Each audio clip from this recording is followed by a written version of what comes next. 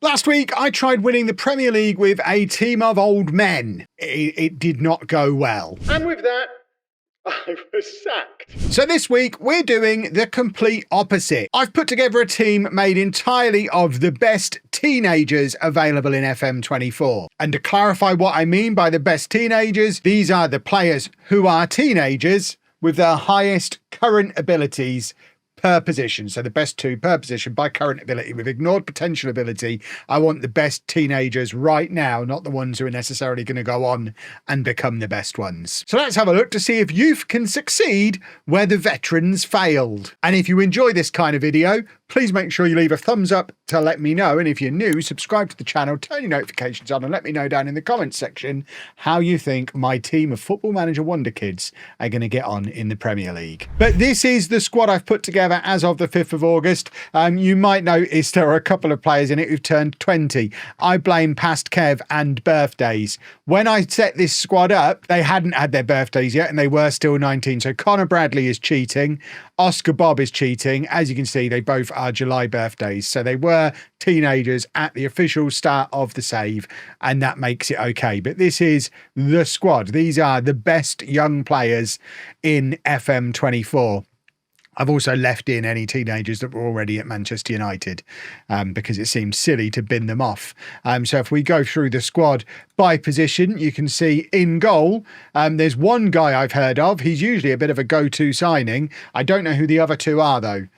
So that's interesting. At left back, we've got Balde off of Barcelona. Remember, these are teenagers as of 2023, which is why, I mean, he's obviously not a teenager in real life anymore, but he is the best 19-year-old left back in FM24.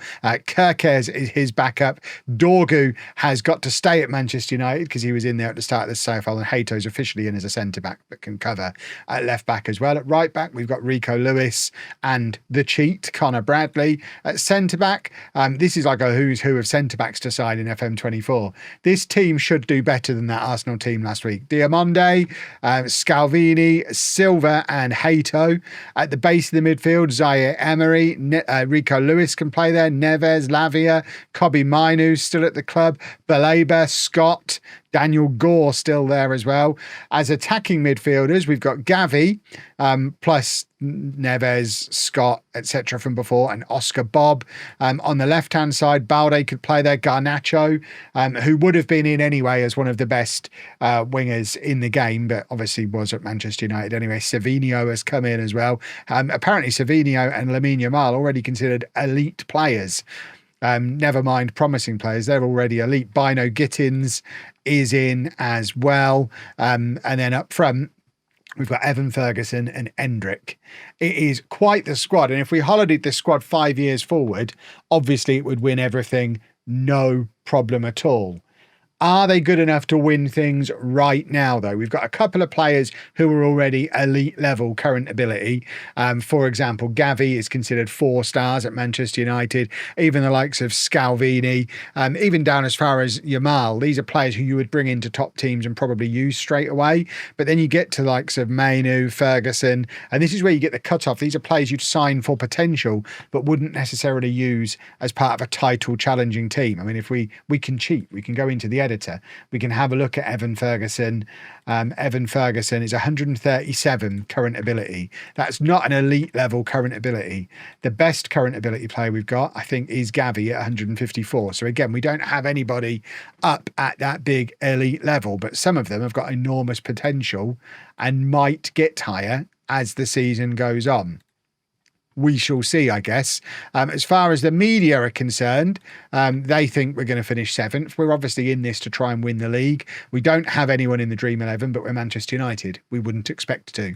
But fingers crossed, as the season goes on, some of these boys will develop. Goal-wise, I guess there's 2 goals. One, last longer than we did with our over 35s at Arsenal last week. If you haven't seen that video yet, close your ears because I'm about to give you a spoiler. We were sacked, I think, in October at Arsenal with our team that included Messi and Ronaldo and Benzema and Modric, and it was quite a good team, but they were too old.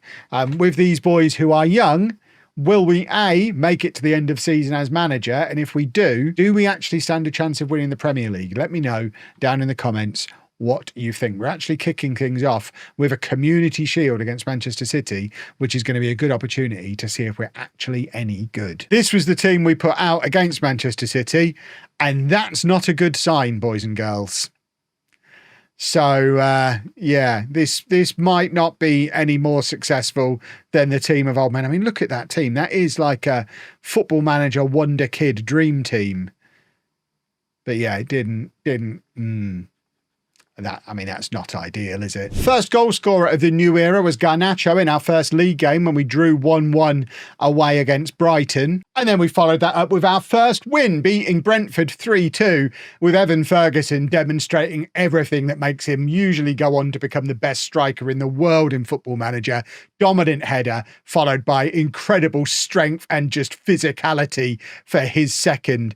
And yeah, if that's how he's going to play all season long, we might be okay. Kobbie Mainoo's goal was enough to get us past Everton 1-0, and with this draw against Fulham in between as well, it meant that after 4 matches, we were looking good. 4 games played, 8 points on the board, just 1 point behind Arsenal. We then beat Bournemouth 1-0 and thumped Lille in the Europa League with Evan Ferguson grabbing a hat-trick. He really is quite good. But we then did unfortunately get completely outplayed by Spurs, and in a game where seemingly nobody actually wanted to score, Spurs did anyway, and our young team was found out. It then took a penalty shootout to get past Wigan in the Carabao Cup, and it's not as if it was a hugely rotated team that played either.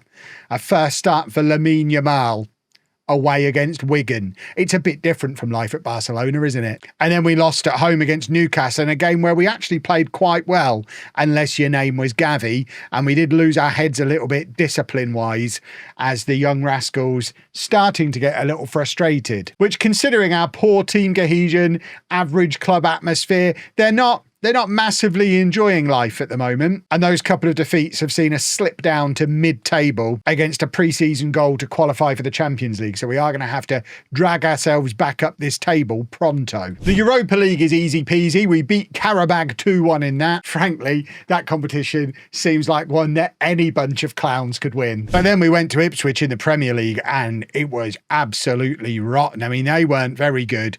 We didn't have a shot on target in the entire match, though, in that front 4.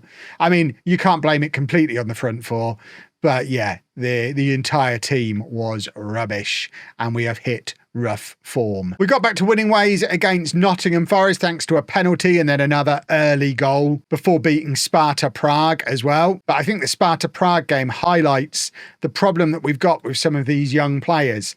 They have moments of being absolutely exceptional. We're looking at Evan Ferguson, was phenomenal in that Brentford game, was great against Lille when he got that hat-trick, but he's only scored in 1 other league match and has been fairly absent for a little while now as his form has just completely dropped off, and he's actually only got 2 goals from 9 appearances and is averaging a 6.87 in the league. So the problem we've got is a lot of players are kind of doing that same thing. Case in point, this game against Southampton, where somehow we've conceded 3 goals against their XG of 0.84. We out XG'd them, but still managed to find a way to lose. Sometimes Manchester United just gonna Manchester United, which meant 10 games in, we were down in 10th place, not completely out of things yet. I mean, we're only 4 points behind Arsenal in 4th place, so it's not as if we're out of that race for the Champions League. I think we probably are already out of the race for winning the league, and the board are starting to get a little bit disappointed in me. So we do need to turn things around relatively quickly, seeing that we've got Arsenal away on the horizon. That's becoming quite a big game for us. And this is the problem with looking beyond West Ham to Arsenal.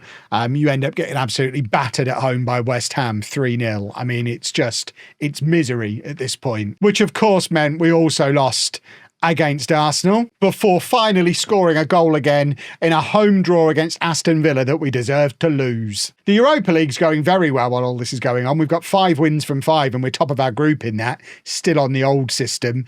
But the Premier League, we're down to 13th place now. And remember that small gap we had to the Champions League last time we checked?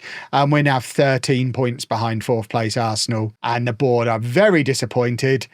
And we're down to a D on our overall board feedback, We need to turn this around, and fast. A 0-0 draw away against Leicester is probably not the way to turn things around fast. And when we went a goal down against Wolves after 3 minutes, it pretty much felt like everything was all over at that point. But luckily, we were able to turn it around. If nothing else, this game taught us that our set-piece coach is definitely earning his money. All of which meant we went into an away game against Liverpool knowing I basically had to win to keep my job. I did neither.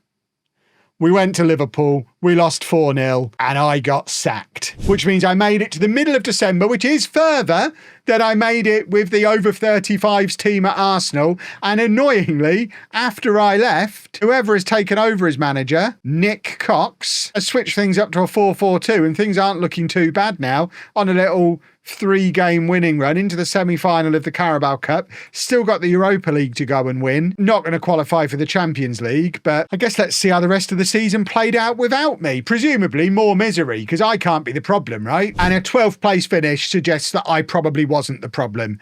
All of those young players just can't get the job done.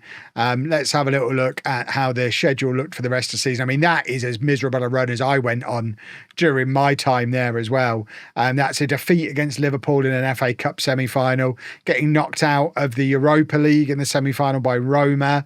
How did the Carabao Cup go? Knocked out by Manchester City, it looks like. Yeah, knocked out by Manchester City. I mean, there's been some tough outcomes in some of these competitions. If we have a look at who the star men are now, top goal scorer was Evan Ferguson, who, I mean, only 4 goals came in the Premier League. That is appalling. Genuinely, when we saw those couple of goals he got early on, I thought he was going to be his usual Erling Haaland new gen. The problem with only having him or Endrick to use up front, though, is just neither of them are ready. They'll both be great. They're not great yet. He's up to 144 now on his current ability. Still not really starting at Manchester United level. But Endrick, the only other striker we had, 140, and he only got 5 goals. So scoring goals definitely looks like it was a problem. Only a couple of the players ended up playing well, and as you can imagine, it's the slightly older ones. Scalvini is someone who always does well in Football Manager. He's a full Italy international. United have got a good player there, and Rico Lewis, of course, already established at Manchester City at this point. Gavi as well, as you would expect, playing quite well, and Lamine Yamal, as the season has gone on, has started to improve. He's up to 145 on his current ability. Give him another year, and I'm sure he's going to go on and become an absolute superstar. But I think what we've learned, similar to last week, we learned that you can't just have a team of old men and expect to win. I think today we've learned you also can't just have a team of kids. There does need to be some kind of mix, some kind of balance, which does give me an idea for another video. If you've enjoyed this one, please make sure you leave a nice big thumbs up on there for me. Subscribe to the channel for daily Football Manager videos. And thank you very much for watching.